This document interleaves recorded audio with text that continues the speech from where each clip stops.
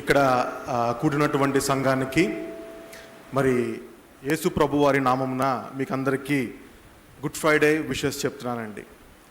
మొట్టమొదటిగా నాకు ఈ అవకాశం ఇచ్చినటువంటి సంఘ పెద్దలకు మరి పాస్టర్ గారు విజయరావు గారికి ప్రత్యేకమైనటువంటి వందనాలు తెలుపుకుంటున్నాం. మరి నేటి దినము సిలువ మీదటువంటి పలికినటువంటి 7 మాటలను మనం ధ్యానిస్తూ ఉన్నాం. అందులో 6వ మాట నాకు ఇవ్వబడింది. యోహాను సువార్త 19వ అధ్యాయము 30వ వచనం చూస్తే అక్కడ ఈ మాట రాయబడి ఉంది. ఏంటా మాట అంటే, యేసు ఆ చిరక పుచ్చుకొని సమాప్తమైనదని చెప్పి తల వంచి ఆత్మను అప్పగించెను. హల్లెలూయా. మరి కరెక్ట్గా 2:20కి నాకు సమయాన్ని ఇచ్చారు. వృత్తిరీత్యా నేను ఒక ఇంజనీరింగ్ కాలేజీలో ప్రొఫెసర్గా వర్క్ చేస్తున్నాను. జనరల్గా మాకేంటంటే ఒకసారి ఈ ప్లేస్కి వచ్చామంటే 50 నిమిషాలే కనపడతాయి. 50 నిమిషాలకు ముందు ఈ స్టేజ్ దిగడం అనేది జరగదు. కానీ పాస్టర్ గారు చాలా క్లియర్ కట్గా చెప్పారండి, 20 నిమిషాలు మాత్రమే మీరు తీసుకోవాలని. సో క్లుప్తంగా మనం చూద్దాం, ఏంటి ఆ సమాప్తమైనది అనేది ఏంటి. What is finished? Because according to the English Bible it was said that it is finished. It is finished means it is finished.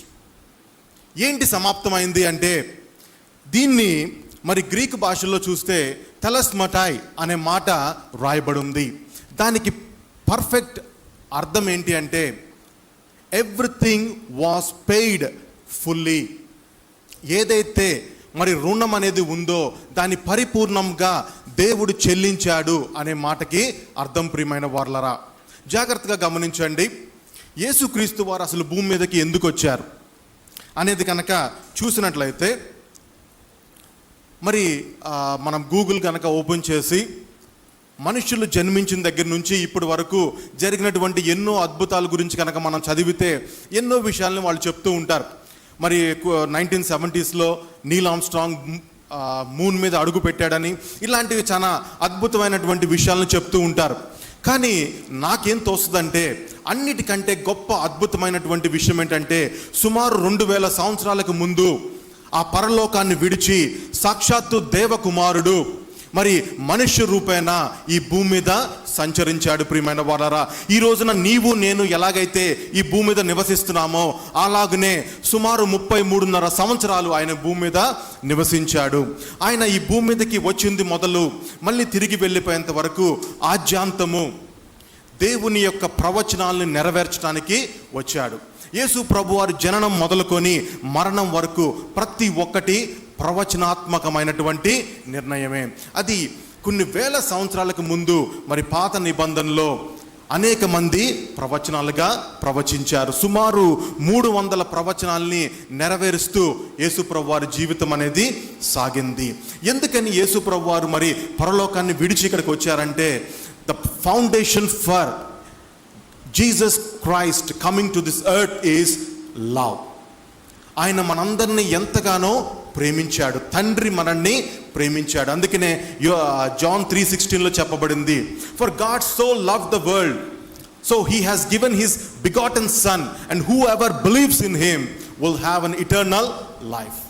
ఎవరైతే యేసు ప్రభుని నమ్మి విశ్వసిస్తారో వారికి తర్వాత పరలోక రాజ్యాన్ని ఇస్తాను అని దేవుడు చెప్పాడు. ప్రియమైన వారలారా, మరి కుమారుణ్ణి ఇక్కడ పంపించేటప్పుడు ఒక మంచి పనిని ఆయనకి అప్పచెప్పాడు. ఎప్పుడైతే కుమారుడు ఆ పనిని నిర్వర్తించాడో, ఆ పనిని ముగించాడో, when the task is finished, that's why Jesus Christ on the cross he said that it is finished. So సిలువ మీద మాట్లాడినటువంటి ప్రతి ఒక్క మాట చాలా గొప్ప మాట. ఆయన చేసినటువంటి ప్రతి ఒక్క పనిని చేస్తుంది, నెరవేరుస్తుంది. ఎందుకంటే ఇందాక పాస్టర్ గారు మాట్లాడినట్లుగా మరి 4వ మాట చూస్తే, దేవా నా చేయి ఎలా విడనాడినవి అన్న మాట మాట్లాడారు. యేసు ప్రభువారు మొట్టమొదటిసారిగా తన తండ్రిని తండ్రి అని కాకుండా నా దేవాన్ని సంబోధించినటువంటి ఒకే ఒక సందర్భము అది. Why? Because the whole world sin was upon him, so that he became a sin, so God is punishing him.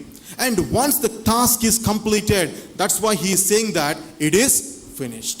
So ఈ రోజున పాప భారాన్ని నీవైనా సరే నేనైనా సరే మోయాల్సినటువంటి పని లేదు. సో ఫ్రమ్ నౌ ఆన్వర్డ్స్, చిన్నప్పటి నుంచి నాకు ఒక డౌట్ ఉండేది, యేసు ప్రభువాన్ని సిలువేసిన రోజు కదా గుడ్ ఫ్రైడే, మరి అలాంటప్పుడు దాన్ని బ్యాడ్ ఫ్రైడే అనాలి కదా, ఎందుకంటే ఒక మనిషిని చంపేయడం అనేది మరి బాధాకరమైన విషయం. Either we should call it as a bad Friday or we should call it as a sad Friday. Why people are calling it as a good Friday? This was the doubt I'm having when I was a child. But తర్వాత నేను నేర్చుకుంటూ వచ్చినప్పుడు ఒక గొప్ప విషయాన్ని తెలుసుకున్నాను. ఏంటంటే, because Christ died on the cross for a good cause. What is that good cause is he redeemed you and I so that we need not to spend our eternal life in hell, rather we can be in heaven. యేసు ప్రభు వారు సిలువ మీద మరి మరణం పొందారని మనందరికీ తెలుసు. ఒకసారి ఎప్పుడన్నా ఆ సిలువ డైమెన్షన్స్ని ఎప్పుడన్నా ఆలకించారా? సిలువ ఎంత వెడల్పు ఉంటుంది, ఎంత ఎత్తు ఉంటుంది, ఇవి కావాలంటే జస్ట్ మన మొబైల్ ఓపెన్ చేసి గూగుల్లో కొడితే వస్తాయండి. కానీ నాకేం తోస్తుందంటే, దీని వెడల్పు ఎంత అంటే, మన ఇళ్ళల్లో కొంతమంది కొన్ని వర్డింగ్స్ పెట్టుకుంటారు పైన. అందులో ఒక వర్డింగ్ ఉంటుంది, I asked Jesus, how much do you love me? He stretched his hands and he died. It means the love of God cannot be measured on the cross. He loved you and I. He loved the whole world, and that's why he came from heaven. మరి దీని పొడుగు ఎంత ఉంటుంది అంటే, సిలువ మీద పొడుగు ఎంత ఉంటుంది అంటే, మరి దాన్ని కూడా గూగుల్లో చూడొచ్చు. కానీ నిజం చెప్పాలంటే, it can be from earth to heaven, because if you want to spend your eternal life in heaven, definitely everyone must go through cross. There is no other way. లోకంలో అనేకమైనటువంటి మార్గాలను చాలామంది బోధిస్తూ ఉంటారు, కానీ బైబిల్ పరంగా ఒకే ఒక మార్గము, అదే సిలువ మార్గము, అదే క్రీస్తు మార్గం. ప్రియమైన వాళ్ళరా, కనుక దాన్ని ఎవరు ఆపలేరు. ఈ రోజున ఆ కార్యాన్ని ఆయన నెరవేర్చారు కనుకనే దీన్ని మహా శుక్రవారము లేదంటే గుడ్ ఫ్రైడేగా మనుషులు అభివర్ణిస్తున్నారు. So it is a very good news. దీని గురించి కనుక ఇంకా కొంచెం లోతుగా అధ్యయనం చేద్దాం. చూడండి, మరి కొలస్సీలకు రాసినటువంటి పత్రిక 2వ అధ్యాయము 15వ వచనంలో రాయబడి ఉంది. ఏంటి అంటే, కొలస్సీలకు రాసినటువంటి పత్రిక 2వ అధ్యాయము 15వ వచనంలో చూస్తే, దేవుడు వ్రాత రూపమైన ఆజ్ఞల వలన మన మీద రుణముగాను మనకు విరోధముగాను నుండిన పత్రమును మేకులతో సిలువకు కొట్టి దాని మీద వ్రాతను తుడిచివేసి మనకు అడ్డము లేకుండా దాన్ని ఎత్తివేసి మన అపరాధములన్నిటినీ క్షమించి ఆయనతో కూడా మనల్ని జీవింపచేసెను. హల్లెలూయా.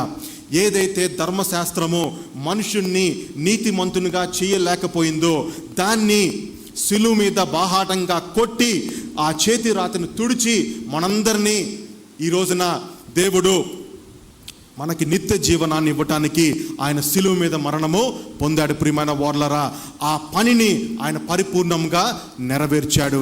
ఎప్పుడైతే ఆయన ఫినిష్డ్ అన్నాడో అక్కడే ధర్మశాస్త్రం అనేది ముగించబడింది, ధర్మశాస్త్రము నెరవేర్చబడింది. అందుకని ఒక దగ్గర యేసు ప్రభువారు అంటున్నారు, నేను ధర్మశాస్త్రాన్ని కొట్టేయడానికి రాలేదు, లేదంటే దాన్ని వ్యతిరేకించడానికి నేను రాలేదు, కానీ దాన్ని పరిపూర్ణం చేయడానికి వచ్చాను, స్థిరపరచడానికి వచ్చాను. అది ఎప్పుడైతే ధర్మశాస్త్రం నెరవేరబడిందో కృప అనేది మొదలైంది. సో ఈ రోజు నుంచి మనము రక్షించబడుతున్నామంటే దాని అర్థం ఏంటంటే, సిలువ మీద యేసు ప్రభువారు చేసినటువంటి త్యాగానికి నిదర్శనంగా we are all being saved. So it is a kind of a salvation. Salvation is a free gift from Jesus Christ, and we can be saved, we can become righteous only through faith. మరి అప్పుడెప్పుడో 2000 సంవత్సరాల క్రితం కదండి యేసు ప్రభువారు చనిపోయింది. మరి ఇప్పుడు నేనేం చేయాలి అంటే దాన్ని విశ్వసించాలి. ఎప్పుడైతే దాన్ని నమ్మి విశ్వసిస్తామో, when we have faith in our heart, definitely we all will be saved. So Bible మొత్తము విశ్వాసము మీద మాత్రమే ఆధారపడింది. సో ఎప్పుడైతే మనుష్యుడు పరిపూర్ణమైనటువంటి విశ్వాసము కలిగి ఉంటారో ఖచ్చితంగా రక్షించబడి దేవుని లోకాన్ని మనము చేరుకోగలం. ప్రియమైన వాళ్ళరా, మరి చాలామంది అడగచ్చు, యేసు ప్రభువారు ఈ లోకానికి వచ్చారు, ఆ రోజుల్లో చాలామంది పేదవాళ్ళు ఉన్నారు, అన్నం లేనటువంటి ఉన్నారు, వస్త్రాలు లేనటువంటి వారు ఉన్నారు, వాళ్ళందరికీ సహాయం చేసి వాళ్ళందరినీ మంచిగా చేయొచ్చు కదా అంటే Yes, he did that. Out of his love and compassion, he fed many people. మనం చూసాం, 5 రొట్టెలు 2 చిన్న చేపలతో కొన్ని వేల మందికి ఆయన ఆహారాన్ని సిద్ధపరిచారు. అనేకమైనటువంటి మరి రోగులను ఆయన స్వస్థపరిచారు. కానీ అంతటికంటే ఇంకా ప్రాముఖ్యమైనటువంటి విషయం ఉంది. ప్రాముఖ్యమైనటువంటి పని తండ్రి దేవునికి అప్పచెప్పాడు కుమారునికి. ఏంటా పని అంటే, నశించిపోతున్నటువంటి ఆత్మల్ని పట్టుకొని వాటిని రక్షించటం. ప్రియమైన వాళ్ళరా, so cross is the symbol of salvation. దేవుడు చేసినటువంటి పని ఏంటి అంటే, నశించిపోతున్నటువంటి ఆత్మల్ని పట్టుకోవటం. ఎందుకంటే ఒకవేళ కనుక పట్టుకోకపోతే, మరి చూడండి, ఈరోజు నాకు ఆకలి ఉంది, నాకు ఎవరో పెట్టారు భోజనం, తినేశాను, రేపొద్దున మళ్ళీ ఆకలేస్తుంది. లేదంటే నాకు బట్టలు మళ్ళీ రేపు కావాలి, లేదంటే నాకు ఇల్లు మళ్ళీ కావాలి. కానీ ఆత్మ కనుక నశించిపోయే పరిస్థితి వస్తే అది నరకానికి వెళ్తుంది. ఒక్కసారి ఈ జీవితం కనుక ఇక్కడ ముగించబడిందంటే మళ్ళీ తర్వాత దాన్ని రిడీమ్ చేసుకునే అవకాశం అనేది ఉండదు. And always remember, my dear God loving people, hell was not created for human beings. It was created for Satan and his followers. However, the Satan will deceive us, all of us, and it was trying to provoke us towards the hell. దేవుణ్ణి నమ్మనీయకుండా అది చేస్తుంది. దానికి మరి ఒకే ఒక పరిష్కారం ఏంటంటే, సిలువ యొక్క మరి ఆవశ్యకతను ప్రతి ఒక్కరూ తెలుసుకోవాలి. Without facing the cross, no one can be exempted from the judgment day. According to Bible, every human must one day we have to face the judgment day. Are you aware of that? ప్రతి ఒక్కరు తెలుసుకొని ఉన్నారా already? మనం ఒక దినాన్న తీర్పు రోజు అనేది మనకు వస్తుంది. ఆ రోజున దాని నుంచి మనము ఎగ్జంప్షన్ పొందాలి అంటే ఒకే ఒక సాధనము, అది యేసుక్రీస్తే. అందుకని యేసు ప్రభువారు అంటున్నారు, నేనే మార్గము నేనే జీవమై ఉన్నాను, నా నుంచి తప్పితే ఏ ఒక్కడు నా తండ్రిని చేరుకోలేడు. So this was the greatest thing. Next దీని గురించి కనుక ఇంకా చూద్దాం. మరి యోహాను సువార్త 17వ అధ్యాయము 4వ వచనం చూస్తే, చేయుటకు నీవు నాకిచ్చిన పని నేను సంపూర్ణంగా నెరవేర్చి భూమి మీద నిన్ను మహిమపరిచితిని. యేసు ప్రభు వారు తండ్రికి చెప్తున్నటువంటి మాటలు. తండ్రి, నువ్వు ఏ పని అయితే నాకు అప్పచెప్పావో దాన్ని నేను పరిపూర్ణంగా నెరవేర్చి దాన్ని ఇంకా సమాప్తం చేయటానికి నేను సిలువ మరణాన్ని తీసుకుంటున్నాను. అందుకని ఇక్కడ ఇందాక మన సహోదరుడు చెప్పినట్టుగా యేసు ప్రభు వారు అంటున్నారు, నేను దప్పిక కొని ఉన్నానన్నప్పుడు వారు చేదు చిరకనిచ్చారు. ఇంగ్లీష్ బైబిల్లో అయితే they offered a sour wine అని ఉంటుంది. కొన్ని వర్షన్స్లో అయితే ప్రాబబ్లీ లైక్ NIV వాటిలో అయితే they have offered him a sour vinegar అని ఉంటుంది. ఏంటది అంటే, ఆ రోజుల్లో రోమన్ సైనికులు కొంతమంది ఖైదీలకి ఇస్తూ ఉంటారు. అంటే ఈ భరించలేనటువంటి ఈ పెయిన్ నుంచి వాళ్ళకి కొంచెం ఎగ్జంప్షన్ వస్తుంది అని. But Jesus Christ never ever drank that. He is fully conscious and he fully know that he want to bear that pain so that you and I must be redeemed from our sins. ఇక మీదట మనము పాపపు జీవితము, పాపము మన మీద రాజ్యము ఏలకూడదు అని దేవుడు ఆ నిర్ణయాన్ని తీసుకున్నాడు. ప్రియమైన వాళ్ళరా, because of cross there is no more sin conscious living, so that we all can have a righteous conscious living. That is more important on the cross. And తర్వాత ఇంకా చూసినట్లయితే మరి 1 పేతురు 2వ అధ్యాయము 24వ వచనానికి వెళ్తే, బైబిల్స్ ఉన్న వాళ్ళు తెరిచి చూడొచ్చండి. 1 పేతురు 2వ అధ్యాయము 24వ వచనం చూస్తే, మనము పాపముల విషయమై చనిపోయి నీతి విషయమై జీవించినట్లు ఆయన తానే తన శరీరమందు మన పాపములను మ్రాను మీద మోసుకొనెను. ఆయన పొందిన గాయముల చేత మీరు స్వస్థత నొందిరి. హల్లెలూయా. సో ఇవన్నీ దేవుడు సిలువ మీద సమాప్తం చేశాడు. అందుకనే ఆయన ఒక బిగ్గరగా అరిచాడు. ఏదో చనిపోయేటప్పుడు చాలామంది చనిపోవడం మనం చూస్తూ ఉంటాం. ఇంట్లో పెద్దవాళ్ళు ఇట్లా మూలుగుతా చనిపోతారు. యేసు ప్రభువు వారు అలా చనిపోలేదండి. బిగ్గరగా అరిచాడు. ఏంటన్నమాట అంటే, it is finished. So my dear father, you have assigned me a job to do on this earth and I have perfectly accomplished that. He is a very good son. ఈ రోజున అదే దేవుడు నీకు నాకు ఒక బాధ్యతను అప్పచెప్పాడు. ఏంటంటే నన్ను పోలి మీరు జీవించండి. So he has given a new commandments. Old commandments అన్నీ పక్కన పెట్టేసి నేను నీకు 2 ఆజ్ఞలు ఇస్తున్నాను. ఒకటి, నీ తండ్రిని పూర్ణ ఆత్మతో ప్రేమించాలి. రెండవది, నిన్ను వలె నీ పొరుగు వారిని ప్రేమించాలి. ఈ 2 ఆజ్ఞల్ని, this is the commandment of love. This was Jesus Christ given to us. ఎప్పుడైతే మనం వీటిని పరిపూర్ణంగా నెరవేరుస్తామో మనము కూడా అనొచ్చు ఇట్ ఈస్ ఫినిష్డ్ అని. సో చూడండి, ఒక భక్తుడు అంటున్నాడు కదా, యేసు ప్రభు వారి గురించి చనిపోవడం చాలా తేలికేనండి, కానీ ఆయన గురించి జీవించటం అనేది కష్టం. ఎందుకంటే మనం అనుకుంటాము 2 ఆజ్ఞలే కదా పాటిస్తే అయిపోద్దని. But it is not so easy. Loving your neighbor is not so easy all the time. Sometimes you may have some issues with somebody. కొంతమంది నిన్ను ద్వేషించే వారు ఉంటారు, వారిని కూడా నీవు ప్రేమించాలి అని మరి బైబిల్ సెలవిస్తూ ఉంది ప్రియమైన వాళ్ళరా. సో యేసు ప్రభు వారు పలికినటువంటి మాటల యొక్క సారాంశము అదే. తర్వాత ఏదైతే ఆదాము తిరుగుబాటు మనసుతో మరి ఆ దేవుని రాజ్యాన్ని వదులుకున్నాడో, మరి వదులుకొని భూమి మీదకి వచ్చాడో, దాన్ని మళ్ళీ రీబిల్డ్ చేసినటువంటి ఘనత యేసు ప్రభు వారిది. ఎప్పుడైతే ఆయన ఆ పనిని పూర్తి చేశాడో, so we have a reunion with our God. So that's why the words on the cross are so powerful. So ఇంకొక 5 minutes ఉంది.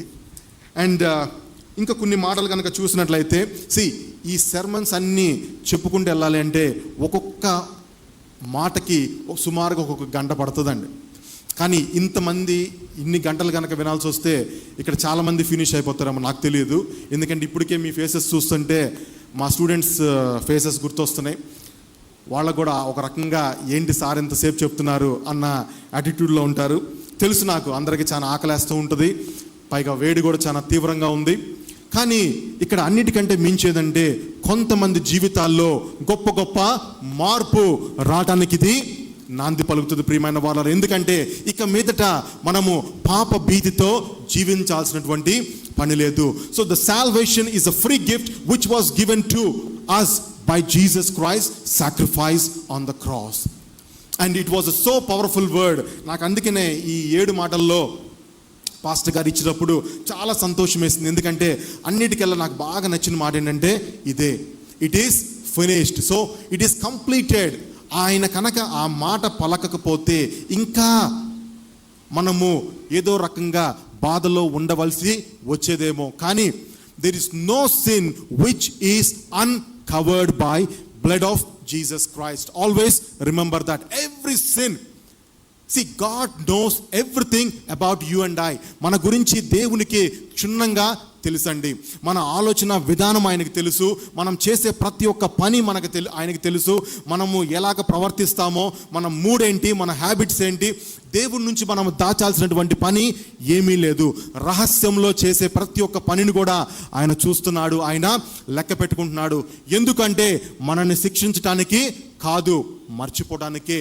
ఎప్పుడైతే మనము వాటిని వదిలి దేవుని దగ్గరికి వస్తామో, సిలువ దగ్గరికి వస్తామో, మనము మన పాపాలని ఒప్పుకొని మనము మారు మనసు పొందుతామో, ఖచ్చితంగా దేవుని రాజ్యంలోకి మనకి ప్రవేశం అనేది జరుగుద్ది ప్రియమైన వాళ్ళరా. So without repentance, without forgiveness from God, without redemption, we cannot enter into heaven. However, when we repent for our sins, God is ready to forgive. అందుకనే మరి సిలువ మీద మాటల్లో ఒక మాట ఉంటుంది కదా, తండ్రి వీరు ఏం చేస్తున్నారో వీరికి తెలియదు కనుక వీరిని క్షమించుము.